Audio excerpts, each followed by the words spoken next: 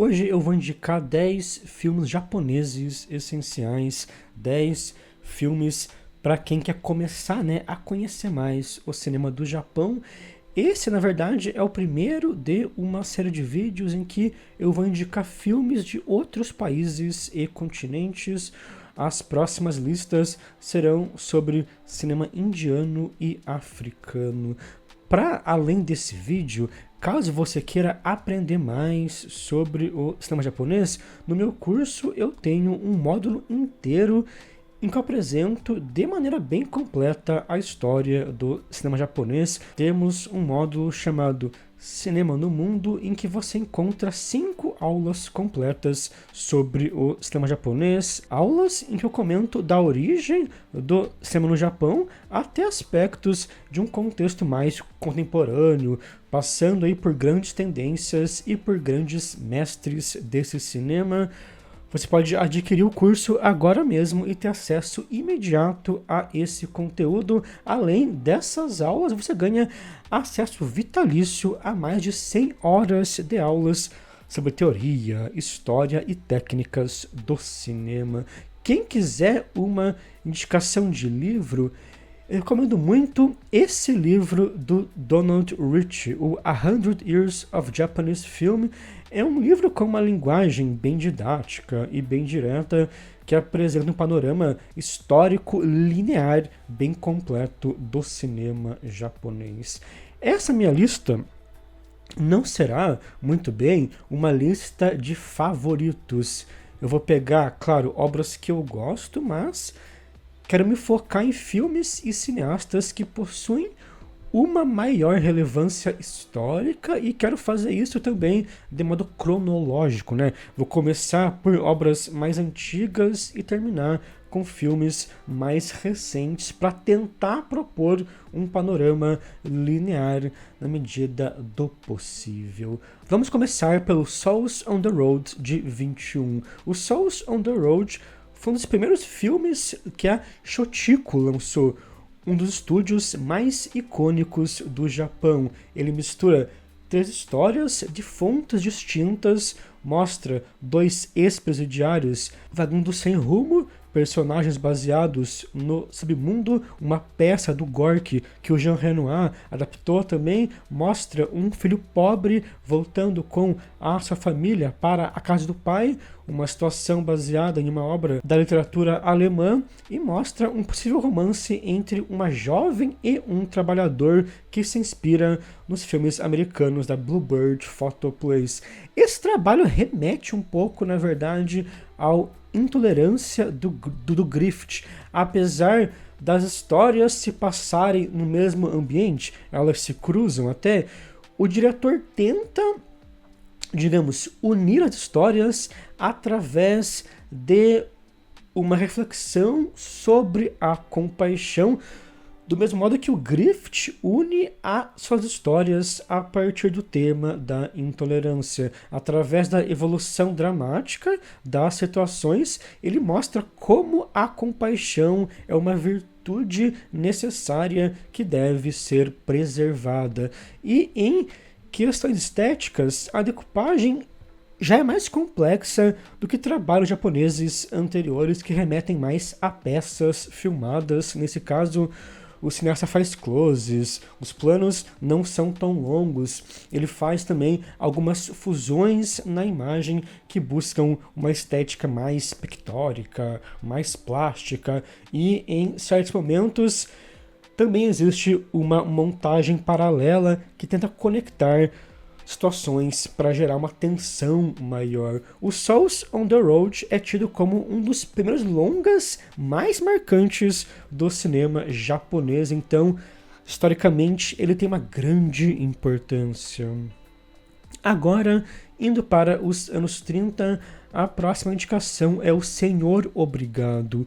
O Senhor Obrigado talvez seja o trabalho mais marcante do Hiroshi Shimizu. Ele mostra um grupo de pessoas viajando em um ônibus em que o motorista sempre agradece às pessoas na estrada que dão passagem para ele. Não existe um plot muito central, ele apenas mostra personagens diferentes convivendo durante a viagem, mostra dramas diferentes de pessoas diferentes e ele foi filmado inteiro em estradas e ruas reais, então ele explora paisagens diferentes, paisagens que não são necessariamente bonitas, mas que por serem reais possuem uma identidade muito forte e só o fato dele mostrar tais locações reais é uma espécie de indício moderno da obra, porque o moderno no mundo todo, principalmente a partir dos anos 40,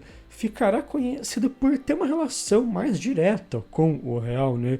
O cinema moderno ficará conhecido por isso, mas nos anos 30, em vários países, nós encontramos já obras pré-modernas, obras com indícios modernos, e é também um trabalho que explora uma certa sensação contemplativa de continuidade. Ele evidencia esse fluxo do mundo que acontece na nossa frente. Como ele não tem uma trama muito central, como ele mistura situações dramáticas com aspectos banais do dia a dia, você percebe esse lirismo mais contemplativo e mais cotidiano. E agora, indo para os anos 50, né, uma das décadas mais ricas do cinema japonês, eu vou indicar um trabalho do Ozu. O Ozu é tido como um dos maiores cineastas do Japão, tanto pelo seu rigor estético, como também por ser um dos diretores que melhor explorou um subgênero dramático chamado Shomingeki, que seriam filmes realistas sobre pessoas comuns, de classe média, que trabalham e devem lidar com dramas familiares ou até com questões mais existencialistas. O seu longa mais icônico é o Era Uma Vez em Tóquio. O Era Uma Vez em Tóquio mostra um casal de idosos que sai da sua cidade para visitar os seus filhos já adultos em Tóquio, mas durante o tempo que eles ficam em Tóquio, os filhos não dão atenção para eles, eles ficam um pouco ressentidos com isso. Apenas a esposa de um filho já morto, vivida pela Setsuko Hara, dá atenção para eles. A grande marca do Ozu é que ele raramente lida com os acontecimentos dramáticos mais relevantes e mais apelativos das suas histórias. Geralmente, os seus filmes não mostram esses momentos mais definitivos das histórias que contam, mas mostram os reflexos de tais acontecimentos no dia a dia e nos pequenos detalhes da rotina das pessoas. As obras dele são estruturadas a partir do que acontece, digamos, entre grandes eventos dramáticos. Nesse trabalho, por exemplo, uma personagem bem relevante morre, mas você não vê essa morte, ele só mostra o que acontece depois, mostra a pessoa já morta e como os outros lidam com aquilo. Alguns autores já escreveram também sobre como as obras do Ozu possuem um efeito transcendental pelo modo que, em alguns momentos, um personagem passa por um certo acontecimento que revela uma crise no seu dia a dia e depois dessa crise ele volta a enxergar esse dia a dia com novos olhos e até com uma certa resignação. O Paul Schrader fala muito bem sobre isso no seu livro O Estilo Transcendental. Caso você queira começar, a conhecer mais o Ozu, esse filme é com certeza um dos mais indicados. Junto com o Ozu e com o Akira Kurosawa, outro grande mestre japonês é o Mizoguchi, e um dos seus filmes mais icônicos é o Contos da Lua Vaga. O Contos da Lua Vaga se passa durante as guerras civis que aconteceram no Japão durante o século XVI e mostra dois homens que são vítimas da própria ambição e da própria luxúria. Um deles tem uma obsessão doentia em ser um samurai e perde a sua esposa para a prostituição porque esquece dela, e o outro é seduzido por uma mulher misteriosa que na verdade é um fantasma. É interessante como Mizoguchi lida com um certo fator, né, fantástico nesse filme de modo bem particular, principalmente quando mostra o segmento dessa mulher fantasma. Ele aborda o fantástico de maneira bem realista e bem palpável. Até existe uma certa abordagem um pouco mais teatral no modo em que os personagens se portam, em como eles possuem gestos e ações mais marcadas, mais solenes. Porém, os ambientes são bem realistas, a caracterização é bem realista, tudo é muito material, tudo é muito transparente na relação do filme com o espectador, e mesmo a maneira que ele filma, com planos mais abertos, sem nunca esconder nada, vai dialogar com essa abordagem mais direta. Nesse ponto, é um cineasta que vai conservar uma tradição mais teatral por esses gestos, né, mais marcados e solenes dos personagens, ao mesmo tempo que lida com temas modernos e também com tendências estéticas modernas, pelo modo que trabalha, por exemplo, com movimentos de câmera bem complexos e com a profundidade de campo, né? Em como deixa tudo em foco em alguns planos e trabalha com algumas camadas nesses planos. Talvez o diretor japonês mais famoso em todo o mundo, né, seja o Akira Kurosawa, e aqui eu vou indicar Os Sete Samurais do Kurosawa. Os Sete Samurais mostra um grupo de samurais que ajudam os habitantes de um vilarejo a se protegerem de bandidos que os ameaçam. É um trabalho que parte de uma ideia mais direta de violência física e por isso tem um apelo mais realista e até mais dinâmico do que grande parte dos longas japoneses dessa época. Ele tem um certo realismo na sua abordagem com a violência que remete até a filmes ocidentais. E esteticamente falando, esse trabalho também é um dos mais interessantes do Kurosawa, porque ele usou lentes teleobjetivas para captar detalhes das cenas de batalhas, usou lentes de distância focal bem longa para captar esses detalhes e também filmou algumas cenas com mais de uma câmera ao mesmo tempo para conseguir cortar a cena mais e tornar a montagem mais ágil. No geral, é um trabalho que consegue ter um tom épico de filme de guerra, mas ainda preserva o seu realismo e o seu drama. As cenas de batalhas são muito bem encenadas, pelo modo que preservam uma violência bem autêntica, preservam uma violência, uma agressividade que é colocada sempre em paralelo com uma atitude humanista por parte dos samurais.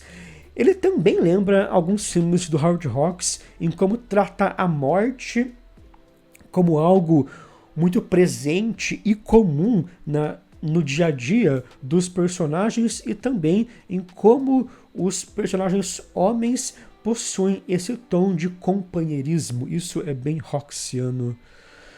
Outro grande mestre do cinema japonês, para além do Ozu, do Mizoguchi e do Kurosawa, foi o Mikio Naruse. E aqui eu vou indicar o Nuvens Flutuantes do Naruse.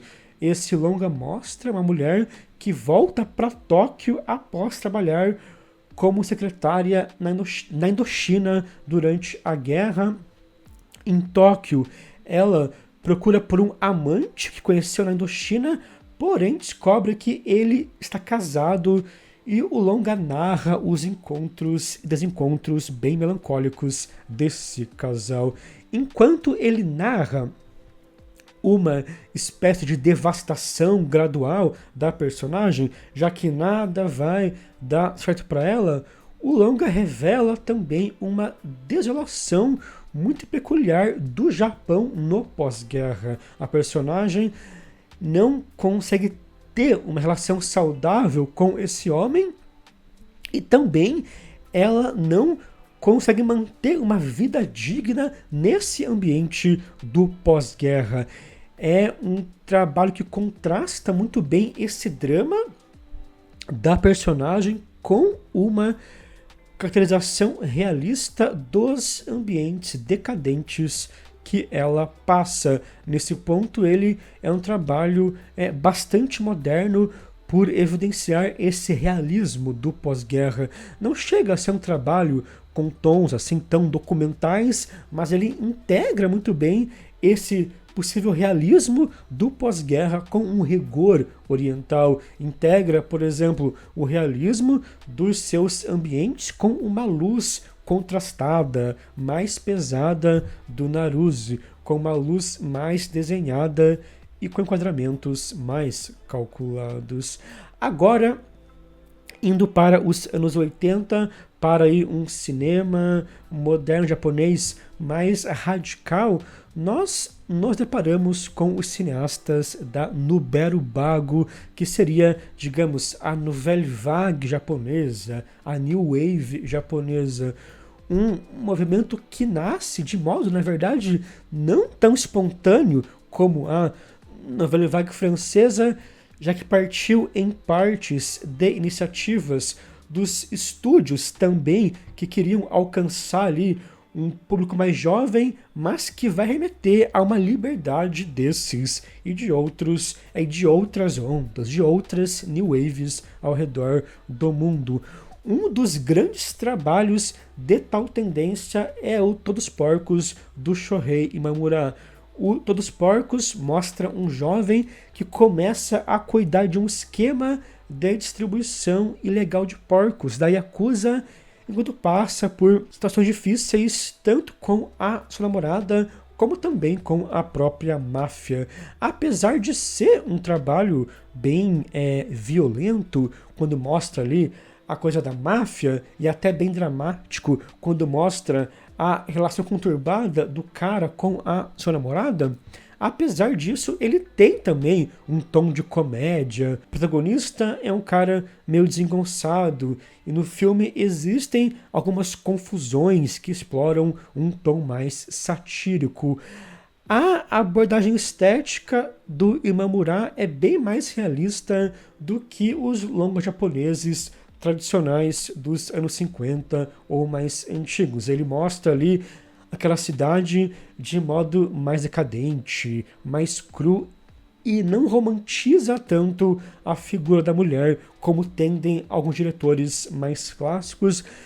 Geralmente, as mulheres nos longas do Imamura são abordadas de modo mais realista, e seguindo essa tendência de experimentações formais modernas, em algumas cenas o diretor movimenta a câmera de modo mais experimental, ou mostra as cenas a partir de ângulos mais inventivos e inusitados. O Imamura, no geral, vai lidar muito bem com a presença humana nos seus filmes. Ele até dizia que evitava filmar paisagens vazias, que tentava sempre inserir ações humanas constantes nos planos, e de fato, nesse filme você sente até algo mais caótico pelo modo como a história se desenvolve a partir dos personagens se encontrando, conversando, brigando, se amontoando nos cenários. Existe algo de muito espontâneo e quase documental nisso, o que é bem diferente, né, de obras japonesas mais clássicas, que são, né, mais lentas e mais sérias, entre aspas. Ainda no contexto moderno mais radical dos anos 60, a gente pode falar sobre o Seizun Suzuki. Ele foi um dos cineastas mais produtivos da Nikkatsu, um dos estúdios mais icônicos do Japão, e em 66 lançou um dos seus longas mais famosos, o Tokyo Drifter ou Tóquio Violenta. O Tokyo Drifter mostra um homem que fazia parte de uma gangue da Yakuza que acabou, e aí uma gangue rival tenta oferecer uma posição para ele. Ele se recusa a entrar nessa outra gangue, pois é fiel, né, ao seu chefe antigo, e essa outra gangue passa a perseguir esse homem. O Suzuki fez mais de 40 filmes para a Nikatsu entre o fim dos anos 50 e os anos 60, filmes que envolviam violência, yakuza, sexo, temas que tinham apelos para uma audiência mais jovem, ao mesmo tempo que também integravam um certo comentário social implícito, e várias dessas obras mostravam tais temas de modo mais vibrante. Esse longa, por exemplo, usa a cor de maneira bem expressiva, a direção de arte vai para um lado bem histriônico, a fotografia vai explorar luzes bem artificiais. É um trabalho muito maneirista e quase conceitual em algum sentido. Alguns cenários parecem cenários de peças de teatro, até tem uma cena em que um bar é destruído, uma confusão, e você percebe que o cenário é barato. Percebe ali um aspecto cenográfico assumido, como se o filme assumisse esse estado efêmero e passageiro dos seus ambientes. Nada é definitivo dentro dessa sua lógica inconsequente. O embate final se passa em um espaço branco em que você percebe muito bem a ação dos personagens, tudo é muito marcado nesse sentido. Esse filme e o estilo do Suzuki influenciaram várias obras orientais e ocidentais. A gente percebe essa influência até hoje no modo como, por exemplo, os filmes do John Wick exageram na construção dos cenários, o modo como os filmes do John Wick integram os cenários com o maneirismo da fotografia e com uma ação violenta remetem muito a esse diretor. Indo agora para um contexto aí mais contemporâneo, a gente pode citar o Takeshi Kitano, um comediante e ator que passou a dirigir filmes e que fez filmes bem icônicos, principalmente nos anos 90, mas que está ativo até hoje, obras que vão lidar tanto com uma herança mais dramática do cinema japonês, como também com tradições de filmes mais violentos. O Sonatine é um dos seus grandes filmes. O Sonatine mostra um grupo de homens da Yakuza que são enviados para Okinawa para mediar um conflito entre gangues, porém acabam sendo vítimas de um possível fogo cruzado e passam dias escondidos em uma praia.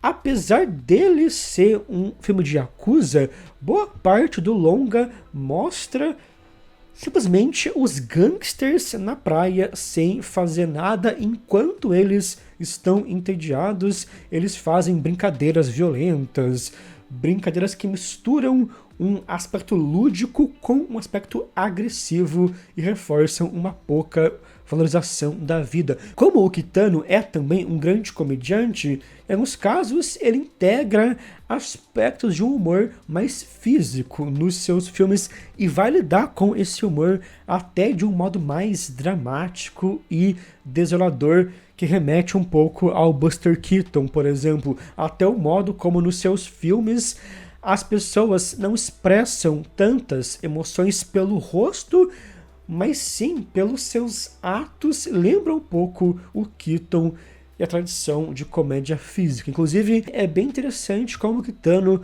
contrasta atos violentos com essa falta de expressão dos personagens nesse seu longa. Então, ele vai lidar com gêneros populares, porém com uma certa abordagem um pouco mais conceitual. Até a estrutura narrativa desse filme é um pouco experimental em como desenvolve aí a sua trama.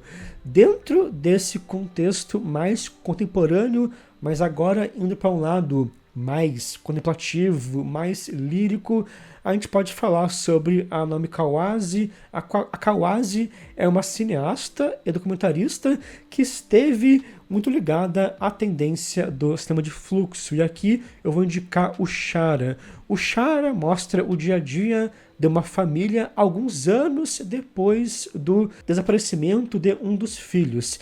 E apesar de ser um filme com uma premissa bem dramática, ele explora esse plot de modo muito mais sensorial. Ele está interessado mais em aspectos da percepção dos personagens, do estado psicológico deles, da relação de sutileza que eles mantêm com os espaços e as pessoas à sua volta, do que em desenvolver a sua trama de modo mais convencional. Porém, diferente do Ozu, por exemplo, que buscava um rigor ao decupar os seus filmes e fazia ali enquadramentos fixos, muito precisos, e queria impor um controle específico sobre a sua cena, a Kawase filma boa parte do Shara com uma câmera na mão que vai literalmente passeando pelos ambientes. É uma câmera que, em certos momentos, parece até que tem uma autonomia, como se a câmera agisse como uma entidade, procurando por alguma coisa ou reagindo de modo muito espontâneo ao que os personagens fazem em cena. Essa câmera na mão da Kawase não é apenas uma câmera na mão instável que busca uma estética mais realista. Ela até pode passar uma sensação mais realista, mas o objetivo dela parece ser até mesmo sobrenatural. É uma câmera que evidencia uma possível presença. A câmera por si só já passa essa ideia de uma presença, como se a câmera fosse quase um personagem misterioso que observa e reage ao que acontece em cena. Mas é isso, essas foram as minhas 10 indicações de longas japoneses. Obviamente é impossível sintetizar o cinema japonês em apenas 10 filmes, ainda mais um cinema tão rico como esse, né? Eu quis propor aqui apenas uma introdução. O ideal é partir desses filmes e explorar outras obras desses mesmos contextos e outros cineastas, né, tão bons como esses.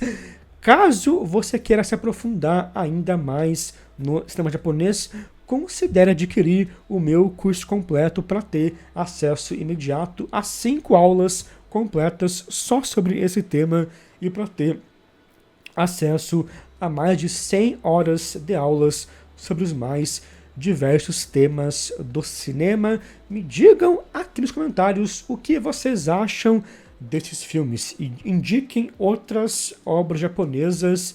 E até o próximo vídeo.